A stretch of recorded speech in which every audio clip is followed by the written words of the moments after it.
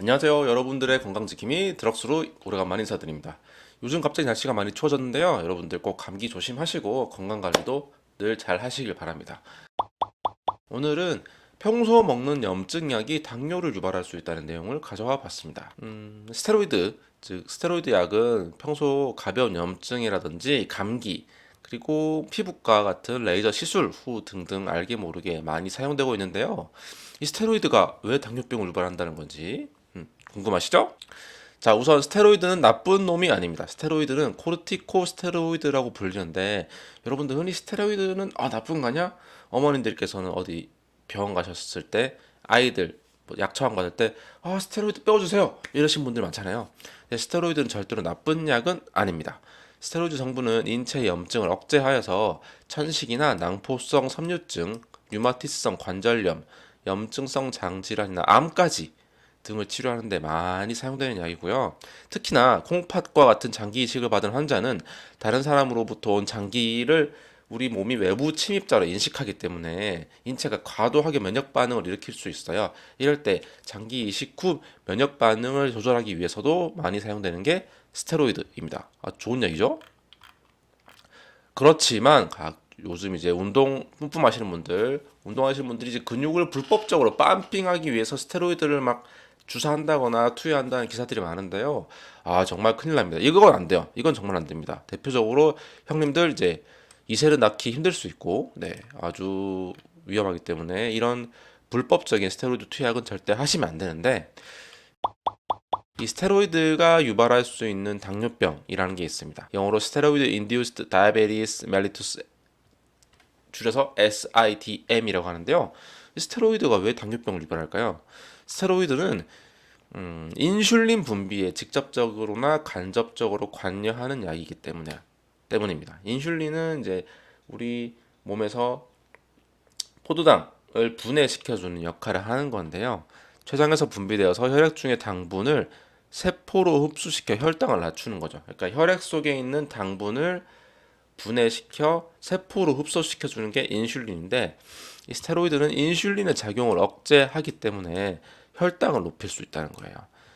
왜냐하면 스테로이드는 간에서 더 많은 포도당을 방출하게 하고 근육과 지방 세포가 혈액에 포도당을 흡수하는 작용을 막으며 인슐린에 대한 신체 민감성을 감소시킵니다. 그림처럼요. 포도당 신생합성을 증가시키고 인슐린 합성을 감소시키며 인슐린을 합성하는 베타 세포를 파괴하는 역할을 하는 게 스테로이드고요. 그리고 지방 분해도 증가시키고 당 흡수는 반대로 감소시키기 때문에 고혈당이 유발될 수 있는 원인을 제공하게 됩니다.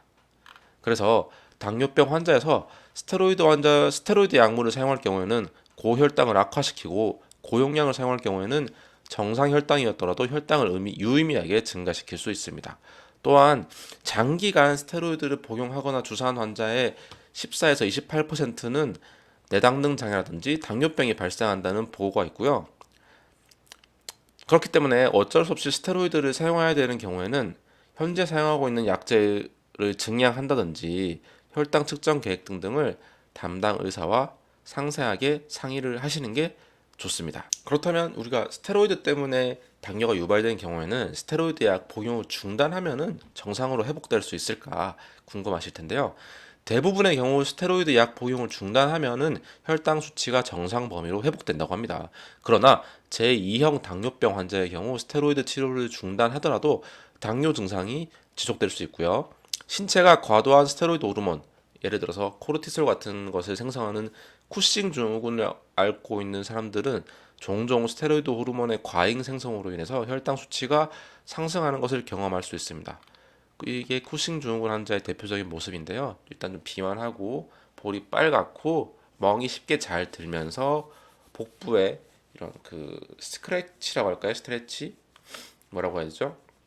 살 접힘 이런 게 많이 있는 분들, 이런 분들이 쿠싱 증후군의 대표적인 증상인데요. 이런 분들은 스테로이드 호르몬이 과잉 생성되어서 혈당 수치가 더욱 올라갈 수 있으니까 특별히 주의해야 됩니다.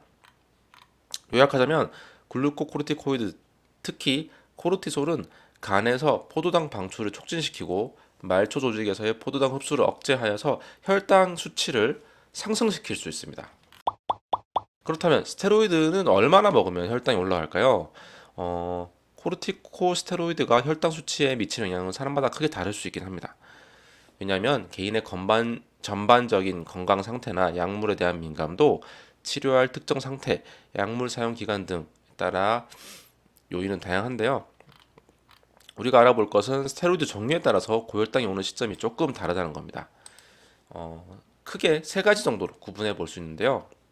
효과가 빨리 나타나는 히드로코르티손 계열의 스테로이드, 그리고 중간 속도의 효과를 보이는 프레드니솔론이나 메틸프레드니솔론, 그리고 효과가 오래오래 지속되는 덱사메타손, 이렇게 세 가지로 구분할 수 있는데, 이 경우 고혈당 효과는 효과가 빠른 히드로코르티손이 가장 빨리 효과가 오고요. 고혈당 효과가 나머지 중간 속도나 효과가 오래 지속되는 스테로이드는 약 8시간 뒤에 고혈당 효과가 온다고 합니다. 따라서 당뇨 환자 중에 위의 스테로이드 약을 복용 중이라면 고혈당 효과가 발현되는 시간대를 특히 주의하시는 게 좋겠습니다. 효과가 빠른 히드로코르티손 성분의 약을 먹는 분들은 최대치가 무려 3시간 만에 도달하니까요. 주의가 필요하겠죠. 그렇습니다. 심각한 염증성 질환이나 자가 면역 질환의 치료에 사용되는 것과 같은 고용량 프레드니솔론은 혈당 수치에 뚜렷한 영향을 미칠 가능성이 더 높습니다. 이러한 경우 개인은 상당한 혈당 상승을 경험할 수 있으며 잠재적으로 스테로이드 유발 당뇨병으로 이어지거나 기존 당뇨병을 악화시킬 수 있습니다. 따라서 염증을 완화시켜주는 스테로이드 약물이 혈당에 미치는 영향은 의료 전문가, 특히 당뇨병 병력이 있거나 당뇨병 발병 위험이 있는 개인의 경우에는 주의 깊게 모니터링하고 자주자주 체크해야 될 필요가 있습니다. 또한 필요한 경우에는 생활 방식을 수정하거나 운동도 해야 되겠죠. 운동을 하거나 아니면 식사를 조절하거나 뭐 이렇게 치킨 마구마구 뜯으면 안 됩니다. 해서 혈당 수치 관리를 하기 위한 조금 더 적극적인 방법을 강구하거나 추가적인 약물이 필요할 수도 있다는 점 잊지 마시고요.